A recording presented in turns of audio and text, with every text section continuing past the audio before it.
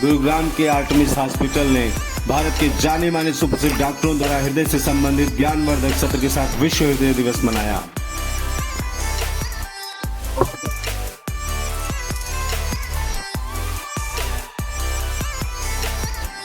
All bankers retirees forum के बीच health card किए गए जारी।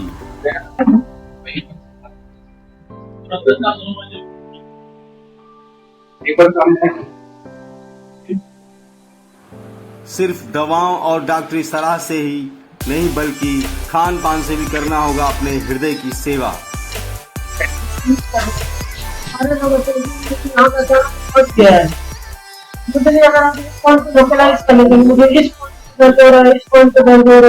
जब दबाने से घटता बढ़ता है तो वो हटता नहीं है। यूजुअली अगर पेन का लेटे दर्द होता है जो इस तरह से तो कुछ चुभन सी लगती है, इस तरह से चुभन लगती है, लेकिन मैं बड़े चंद सब लेता हूँ, सीढ़ी चढ़ने में कोई दिक्कत नहीं। जब ऑफिस से काम करता है तो लेता हूँ तो चुभन सी लगती है, वो सब यूजुअली हार्ट के लिए।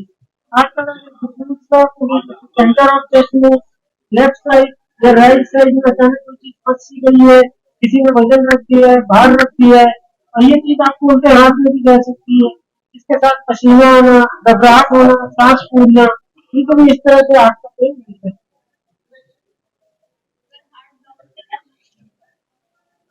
हार्ट की नसें ब्लॉक होने से वही अचानक से ऐसा लगता है कि सांस में किसी ने वजन रख दिया है, भार रख दिया है, कोई चीज फंस सी गई है, उसके साथ सांस बराबर नहीं आना, पसीना आना, घबराहट लगना, उल्टे हाथ में, पीठ में, गर्दन में या जॉ तक में सिम्टम्स कई बार होते हैं। और अगर ये धीरे धीरे over a period of time करना हो रहा है तो जब आप सीढ़ी चलते हैं, थोड़ा मेहनत का काम करके सिम्टम्स होते हैं, थोड़ी देर रुक गए, बैठ गए, आराम किया तो तकलीफ कम हो गई, तो ये डिसीजन होता है कि हार्ट की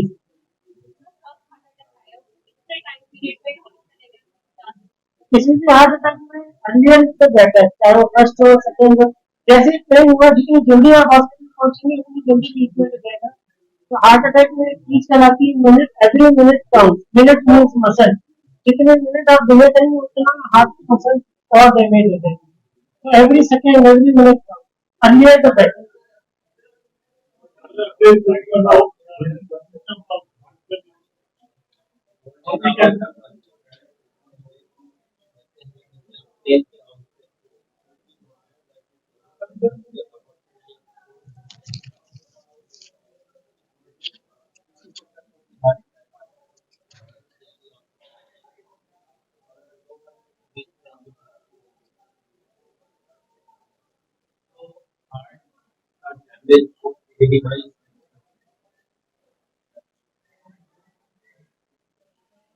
तो बेसिकली हमारा हार्ट एक पंप होता है। आपके घर में पानी की मोटर होती है, अगर मोटर कमजोर पड़ जाएगी तो क्या करेगी, आगे पानी नहीं फेंकेगी, सारा पानी सूख जाएगा।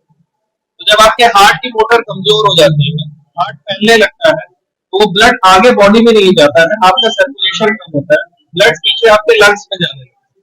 तो उसमें क्या होता है, जब आप चलेंगे तो आपकी सांस फूलेगी, आप लेटेंगे तो आपको लेटने में डिस्कम्फर्ट होगा, आप उठ के बैठना पसंद करेंगे। और इसके साथ साथ अब आपको अपने पैरों में कई बार सूजन दिखेगी, आपका चलना कम हो जाएगा, आपका सांस फूलना बढ़ जाएगा, आप लेट नहीं पाएंगे और आपके शरीर में सूजन आनी शुरू हो जाएगी। These are the primary symptoms of heart failure.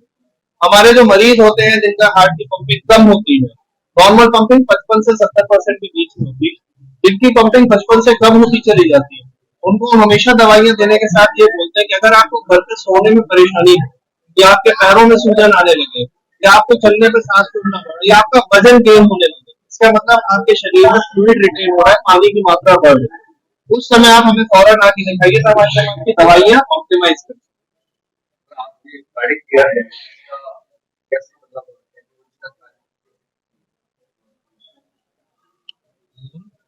Artemis जो Artemis heart care, basically Artemis cardiac care जो है ये conglomerate of different hospitals through out India.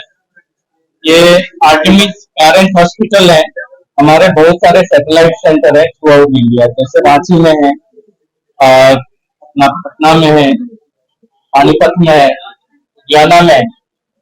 Basically इन सब हॉस्पिटल्स में हम लोग सपोर्ट प्रोवाइड करते हैं और वहाँ पे ये हम लोग we make sure that these patients also get the highest level of treatment as much as possible. So that is the concept of Artemis Health. ये व्हील एंड स्पोक मॉडल, ठीक है।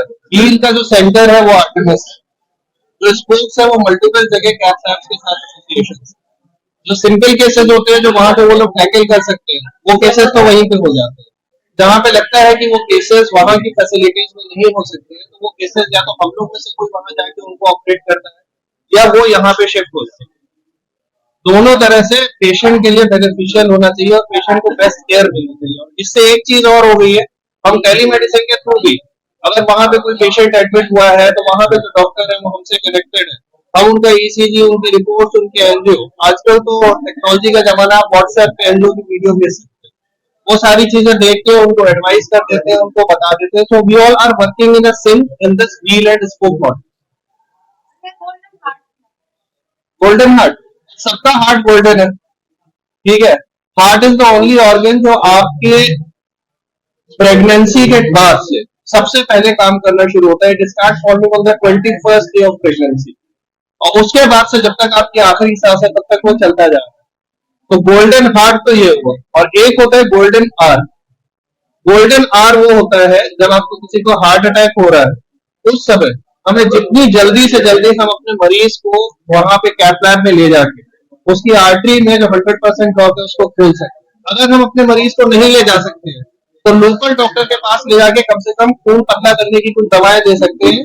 कई बार क्लॉट उन दवाओं से भी डिजॉल्व हो जाता है। हमारा पर्पस ये है उस गोल्डन आवर में विद इन 90 मिनट्स हमें वो आर्टरी खोलनी है। अगर हमने वो आर्टरी खोल दी, चाहे दवाओं से चाहे स्टेंट डाल के एंजियोप्लास्टी करके, उस हिस्से में ब्लड फ्लो एस्टैब्लिश हो जाएगा और हम हार्ट की मसल्स को बचा सकते हैं। अगर हार्ट की मसल्स को हमने बचा लिया तो हमारे पास हार्ट फेलियर जैसी तकलीफें नहीं आएंगी। दूसरी बात यह है कि गोल्डन हार्ट का जो इनिशियल स्टेज में अभी डॉक्टर कुलदीप ने बहुत अच्छे से बताया था, मैं उसी चीज को रिपीट करना चाहूंगा। आज की डेट में we all are living in a gas chamber. हमारा लाइफस्टाइल सबसे खराब है, डाइटरी हैबिट्स एकदम बेकार है, और फिजिकल एक्टिविटी हम में से 50% लोगों की hardly. These all are predisposing factors for cardiac disease. Specially अगर हमारे को डायबिटीज है, ब्लड प्रेशर है, स्मोकिंग है, फिजिकल एक्टिविटी बहुत कम है, तो we should start screening. Plus हमारा कोलेस्ट्रॉल लेवल हाई है या हमारी फैमिली हिस्ट्री बहुत स्ट्रॉन्ग है। आपके घर परिवार में अगर किसी को 50-60 साल की उम्र में हार्ट की प्रॉब्लम हो रही है तो ये निश्चित मानिए कि नेक्स्ट जनरेशन को उससे 5 से 10 साल पहले हार्ट की प्रॉब्लम है। तो you have to be more alert, more cautious. आपको अपनी स्क्रीनिंग करानी शुरू कर देनी चाहिए, और उस स्क्रीनिंग में आपके ब्लड टेस्ट आते हैं। कार्डियक इवैल्यूएशन में हम लोग यूजली प्रेफर करते हैं मरीज को ट्रेडमिल पे दौड़ाना, और ट्रेडमिल पे दौड़ाने से पहले और उसके बाद ईको करते हैं, जिसको हम कहते हैं एक्सरसाइज स्ट्रेस। एक्सरसाइज स्ट्रेस एको में हमें डबल चेक हो जाता है, हमें ईसीजी चेंजेस भी पता चलते हैं और एको के चेंजेस भी पता चलते हैं। अगर वहां पे कोई सिग्निफिकेंट ब्लॉकेज होता है जो कि हमें तकलीफ दे रहा है या आगे पॉसिबिलिटी है कि आ सकता है, तो वहां पे हमें वो चीज रूल आउट हो जाती है, और फिर हम उसके हिसाब से दवाइयां और ट्रीटमेंट काम करते हैं। But the best treatment for heart management is please diet and lifestyle modification. It's a lifestyle disease. That is why it has become so prevalent in the country. आप अपने आप को बदलिए, आपका हार्ट डिजीज का चांस तो 50% कम।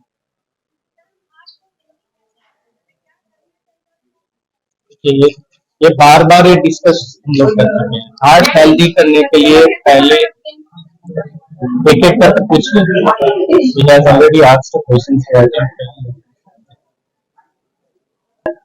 हम लोगों ने जैसे बात कर चुके हैं कि अपनी लाइफस्टाइल चेंज करें।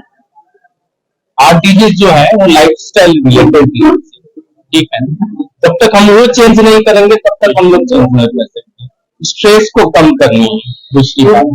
तो गोल्डन हार्ट का मीनिंग ये है कि हम अपने आप को कैसे एक गोल्ड की तरफ योर बना सकते हैं, स्पिरिचुअलिटी कैसे ला सकते हैं, इसमें अपने स्ट्रेस लेवल को कैसे कम कर सकते हैं। ज्यादातर अभी हार्ट डिजीज आप देखेंगे ऑल स्ट्रेस रिलेटेड। हम फिजिकल एक्टिविटी नहीं कर रहे हैं, हमारा खाना पीना खराब है, स्मोकिंग, अल्कोहल सब कुछ है। आप इन सब चीजों को कंट्रोल में रखिए। इसके अलावा अगर डायबिटीज, हाइपरटेंशन आपको हो जाता है तो उसको आपको कंट्रोल करनी है। ये नहीं बोल सकते हैं कि आपने गए डॉक्टर के पास, हाइपरटेंशन की बीमारी है, कुछ दवाएं मिली, आपकी बीपी कंट्रोल हो गया, फिर आप बोलेंगे कि कंट्रोल हो गया, जो दवा छोड़ देते हैं। ये सबसे गलत कंसेप्ट है। आपकी जो बीपी है कंट्रोल किस कारण हुआ? दवा के कारण हुआ।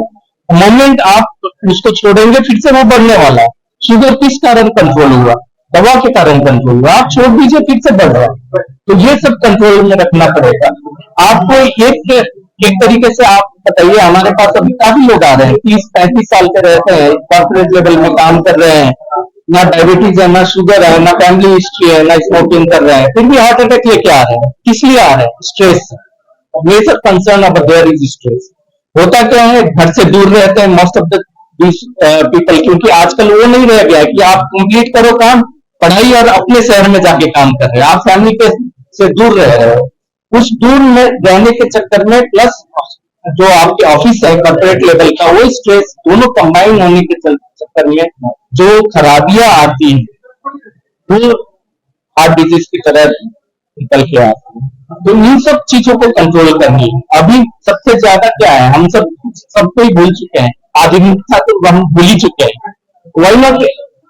जो हेल्थ है, it is not only about your body, it is also concerning spirituality. You have to include everything. Stress को कम करना पड़ेगा बेसिक चीज।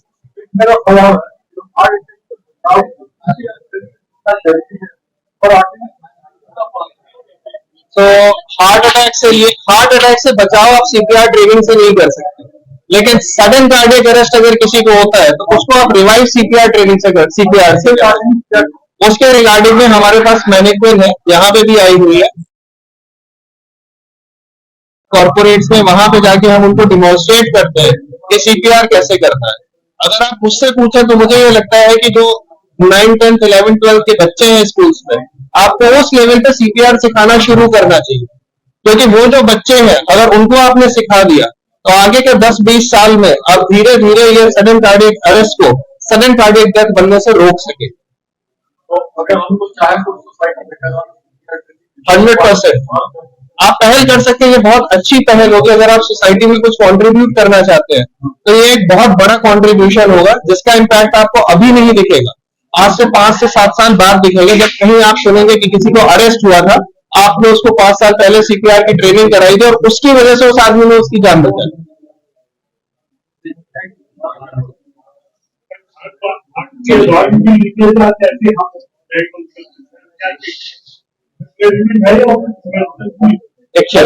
जैसे एज हमारे होते जाता है तो जो हार्ट की वाल्व है वो काम करते करते उसमें क्या होता है कि वेयर एंड टेयर शुरू होती है। वेयर एंड टेयर शुरू होता है तो उसमें खूना वगैरह जमना शुरू होता है। जब ये जमना शुरू होता है, दो चीज होती है, या तो उसमें आती है, उसमें क्या होता है कि आदमी जब चलता है तो छाती में दर्द होना, सांस फूलना, धड़कन तेज हो जाना, अगर ज्यादा एडवांस होता है तो पैर में सूजन आना, इस टाइप के सिम्टम्स आने लगते हैं। तो उन सब में जैसे aortic valve stenosis, aortic valve जो होता है सबसे कॉमनेस्ट है ओल्ड एज में सिकुड़न होने का। ये होता है तो हम लोग या तो सर्जरी एडवाइस करते हैं, अगर सर्जरी हो सकता है, अगर नहीं हो सकता है, काफी एजेड है पेशेंट, तो हम लोग पैर के रास्ते से जाके उस वाल्व को चेंज करते हैं। अगर सपोज लीक हो रहा है आपका, एकदम सिक पेशेंट है, तो हम लोग माइक्रोक्लिप एक प्रोसीड्यूर आता है, क्लिप कर सकते हैं। अगर पेशेंट स्टेबल है, चेंज हो सकता है वाल्व, तो सर्जरी द्वारा हम लोग वाल्व चेंज करते हैं, ओपन हार्ट सर्जरी द्वारा। ये लिपिंग जो है प्रक्रिया सिर्फ ओल्ड एज में या यंग एज में नहीं होता है। इसमें क्या होता है कि जैसे बच्चों में इन्फेक्शन से भी क्या होता है कि कई बार वाल्व का लीकेज शुरू हो जाता है, तो उसमें भी बाद में जाके सर्जरी कराते हैं। दूसरी बात, हार्ट अटैक हुआ, एक नस जो रहती है सपोज वो बंद हो गई, तो उसके चलते वाल्व की लिपनेट पे इफेक्ट होता है, उसके चलते भी लीकेज शुरू होता है। अगर हम लोग इसका ट्रीटमेंट कर देते हैं तो ज्यादातर इम्प्रूवमेंट हो जाता है, नहीं होता है तो फिर या तो सर्जरी करानी पड़ेगी आपको या मेडिसिन से हम लोग कंट्रोल कर सकते हैं। But at the end mechanical problem का आंसर मैकेनिकल ही होता है। You cannot have another. आप कुछ पूछना चाह रहे थे? बच्चों में ना बड़े कॉमन सिम्टम होते हैं जो आसानी से पकड़े जा सकते हैं, जो बच्चों के डॉक्टर पास जाते हैं कि बच्चे को बार बार सर्दी जुकाम हो रहा है, निमोनिया हो रहा है, छाती का इन्फेक्शन बार बार होना, उसका कारण हार्ट हो सकता है। बच्चे थोड़े नीले पड़ने लगे, रोते हैं जब नीले पड़ रहे हैं, सांस छोड़ रहे हैं बार बार, ये सांस तेज चल रही है, जरा भी खेल रहे हैं बच्चों का सांस चढ़ जा रहा है, तो ये सब कॉमन सिम्टम है। इनमें बच्चों को हार्ट का इवैल्यूएशन करना चाहिए। और एक होता है कि बच्चा पनप नहीं रहा, ये बड़ा कॉमन होता है। हार्ट की बीमारी हो तो आधी एनर्जी तो उसका हार्ट की पंपिंग में चलती है, तो जब भी बच्चा पनप नहीं रहा हो तो उसका हार्ट की जांच करानी चाहिए। क्या होता है कि हार्ट का कुछ कोई ऐसी दिक्कत तो नहीं है जो ठीक हो सकती है, जिससे ठीक होने का बच्चों की ग्रोथ नॉर्मल हो जाती है। ये बड़े कॉमन सिम्टम होते हैं। Yeah, thank you everyone for coming down. We are extremely grateful to you all. ये अवेयरनेस बढ़ाने में आप लोगों का सबसे ज्यादा हाथ है, सबसे अहम भूमिका है, और इसके लिए हम सब आपका शुक्रिया अदा करते हैं। एक चीज जो मैं मैसेज कम्युनिकेट करना चाहूंगा, अपनी हेल्थ के लिए ना दवाइयों पे मत निर्भर हो।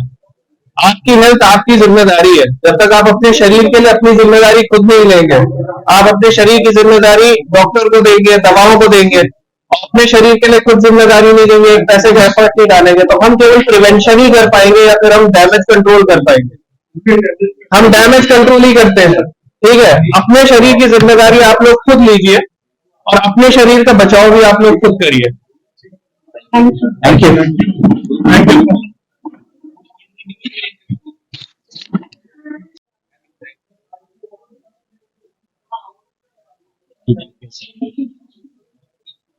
आज हम लोग आर्टिमिस का जो कार्डियक विंग है, जिसमें बाईपास सर्जरी, एंजियोप्लास्टी, पूरे के सारे एक्सपर्ट आ रहे हैं।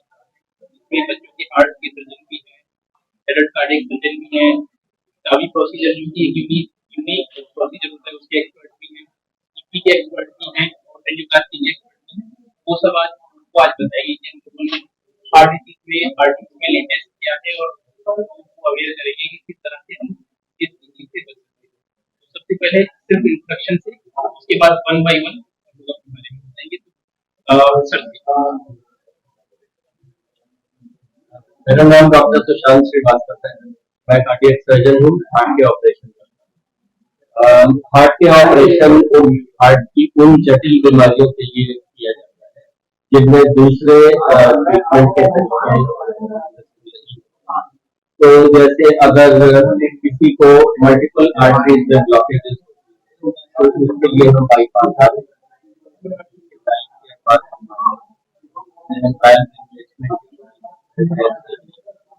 हार्ट फेलियर के जो एडवांस पेशेंट उनके अंदर ट्रांसप्लांट या मैकेनिकल हार्ट।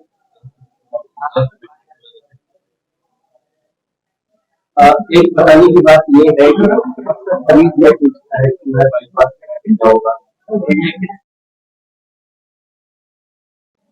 मैं ये कहना चाहता हूँ कि एक तो बाईपास की जरूरत लंबे टाइम तक, अगर किसी पेशेंट की बीमारी बढ़ जाती है तो हम सेकेंड ऑपरेशन, तो पहले पुराने जमाने में रेडियो ऑपरेशन, आज के जमाने में रेडियो ऑपरेशन और उसका खतरा भी कम हो गया। कार्डियक सर्जरी से हम मरीजों को लंबे टाइम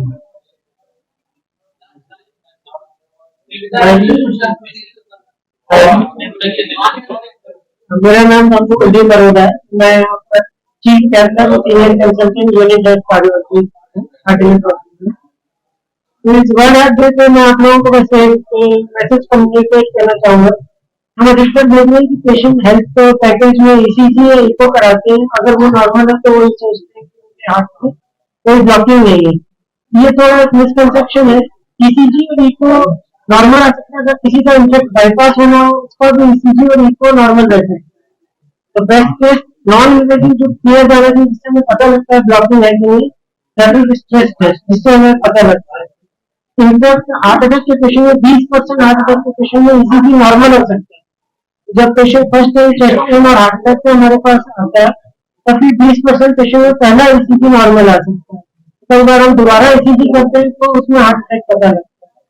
और तो टेक होम मैसेज इस वर्ड हार्ट में मैं चाहूंगा आपको कम्युनिकेट करें कि ईसीजी इको सफिशिएंट नहीं है ये पता करने के लिए कि किसी को ब्लॉकिंग है कि नहीं। अगर हमें ये कंफर्म करना है ब्लॉकिंग है या नहीं है, या तो हमें एंजियोग्राफी में चाहिए या सीटी एंजियोग्राफी या फिर स्ट्रेस टेस्ट जिसे हम टीएमटी कहते हैं या स्ट्रेस इको कहते हैं, उनसे क्लियर हो।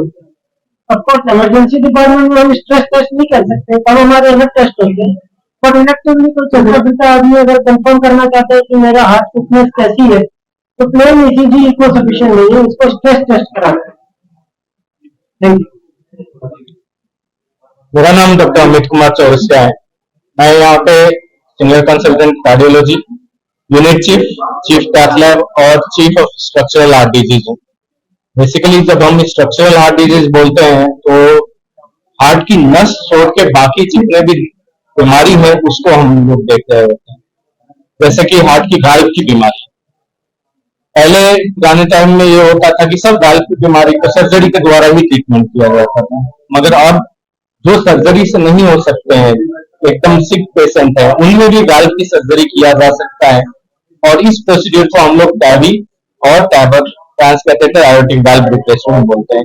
इसमें पेशेंट को हम लोग वेंटिलेटर पे नहीं लेते हैं, ना हार्ट लंग मशीन पे लेते हैं। हम लोग जब वाल्व रिप्लेसमेंट करते हैं, अगला दिन पेशेंट चलना फिरना शुरू कर देता है, तीसरा दिन वर्चुअली पेशेंट को हम लोग छुट्टी कर देते हैं।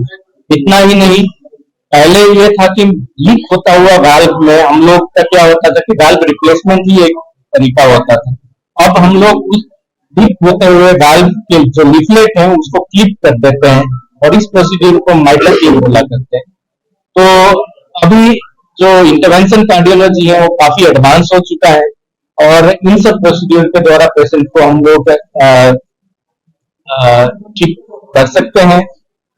कहने का मतलब ये है कि अभी के टाइम में अगर कोई भी हार्ट की बीमारी है तो आप लोगों को डॉक्टर के पास जाना चाहिए, अपना ट्रीटमेंट लेना चाहिए। ऐसा नहीं है कि ट्रीटमेंट नहीं है, सब बीमारी का अभी ट्रीटमेंट अवेलेबल है।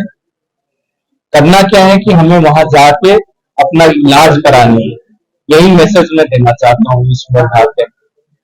इसके अलावा हमेशा हम लोग बोलते हैं prevention is better than cure. सबसे पहले हम लोग को अपनी हेल्थ की सुरक्षा देनी चाहिए। सुरक्षा के लिए हमें नियमित एक्सरसाइज करनी चाहिए, ब्लड प्रेशर, शुगर जैसे बीमारी को हमें कंट्रोल में रखनी चाहिए और बाकी जैसे खान पीन में ध्यान देनी चाहिए, फ्रूट्स वगैरह लेनी चाहिए, घी तेल वगैरह कम करनी चाहिए। धन्यवाद। मैं doctor Sameer Malhotra, unit chief interventional cardiology, chief cardiac electrophysiology and pacing, chief path lab. Simple भाषा में बोले तो मैं वैसे साफ करता हूँ और उसके साथ लोगों की धड़कनें सही करता हूँ। First of all wishing you a very happy world heart day and a very healthy world heart day. The second and the most important thing is that आप लोग आजकल सुनते हैं अचानक कोई आदमी खेल रहा है, घर के आसपास जा रहा है, गिर गया और खत्म।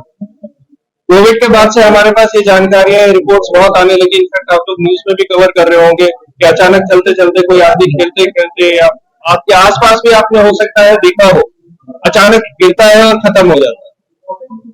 एक बहुत इंपॉर्टेंट चीज है जिसको हम कहते हैं कार्डियो पल्मोनरी रिससिटेशन, जिसके बारे में हम सुनते हैं, पढ़ते हैं, लेकिन जब हमें करने की जरूरत होती है तो हम में से आधे लोग वहां पे बैठ के वीडियो बना रहे होते हैं या किसी को फोन कर रहे होते हैं। वी आर टोटली लॉस्ट, हमें पता ही नहीं है कि हमें क्या करना। अगर मेरा एक मैसेज है वर्ल्ड हार्ट डे पे आप लोगों के लिए तो वो ये है कि प्लीज आप सबको ये कम्युनिकेट करिए और खुद भी करिए। वर्ल्ड हार्ट डे पे please learn basic skills of CPR. अगर आप कार्डियोपल्मोनरी रिससिटेशन करते हैं तो आप अपने रिश्तेदार को, अपने दोस्त को, अपने आसपास किसी को या सड़क पर गिरे हुए किसी भी व्यक्ति को बचाने की क्षमता रखते हैं, उतनी ही क्षमता जिंदगी के हम लोग रखते हैं। इवन एक आम आदमी भी एक आदमी की जान बचा सकता है अगर उसे cardiopulmonary resuscitation. World heart day पे मेरा एक सिंपल मैसेज है, learn CPR, save heart, save life.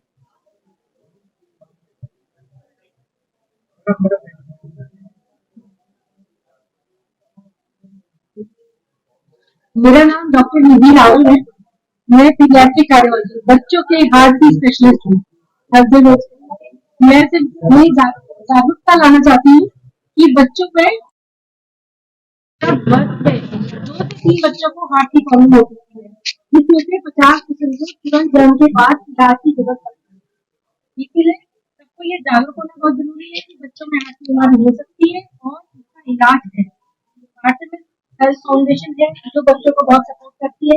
Nature heart foundation है जिसको आर्टिमिस हेल्थ फाउंडेशन सपोर्ट करता है, जिसमें हम बहुत बच्चों का इलाज कम प्राइस मतलब किफायती में होता है। जितना थोड़ा रेंज है थोड़ा वो बहुत सपोर्ट करते हैं जिससे कि ज्यादा से ज्यादा बच्चों का इलाज हो सके। मैं यही कहना चाहती हूँ बच्चों का हार्ट का इलाज हो सकता है और वो बच्चे पूरी तरह ठीक होकर नॉर्मल लाइफ जी सकते हैं। तो विश यू ऑल सबको बहुत हैप्पी हार्ट डे एंड आप लोग अच्छा काम कर रहे हैं, सबको जागरूकता फैलाएं। Thank you.